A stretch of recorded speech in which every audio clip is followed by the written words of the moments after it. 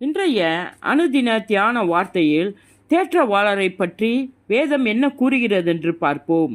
பிதாவினிடத்திலிருந்து நான் உங்களுக்கு அனுப்பப் போகிறவரும் பிதாவிடத்திலிருந்து புறப்படுகிறவுமாகிய சத்திய ஆவியாகிய தேற்றவாளன் வரும்போது அவர் என்னை குறித்து சாட்சி கொடுப்பார். யோவான் 15வது அதிகாரம் 26வது வசனம். இயேசு பரிசுத்த ஆவியானவரை தேற்றவாளன் என்று அழைக்கிறார். அது எல்லையற்ற இரக்கத்தின் பெயராகும். தேற்றவாளன் ஆறுதல் தருகிறவர்.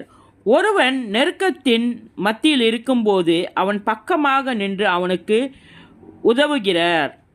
எதிராளி மீது வெற்றி அடையவும் பொருட்டு அவர் ஆலோசனை கூறுகிறார், வாதிடுகிறார், கெஞ்சுகிறார், போதிக்கிறவர், பலப்படுத்துகிறவர். இயேசுவினுடைய வார்த்தைகளை நாம் ஆழ்ந்து சிந்தித்து பார்ப்போம்.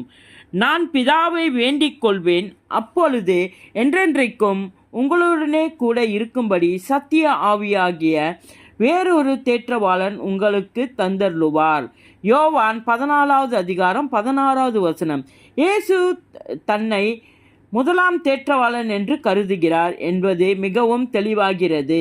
ஏனென்றால் தன்னுடைய இடத்தில் வந்து தன்னுடைய வேலையை செய்யவிருக்கும் பரிசுத்த ஆவியானவரை வேறொரு தேற்றவாளன் என்று விளக்குகிறார். இயேசுவின் நாமத்தில்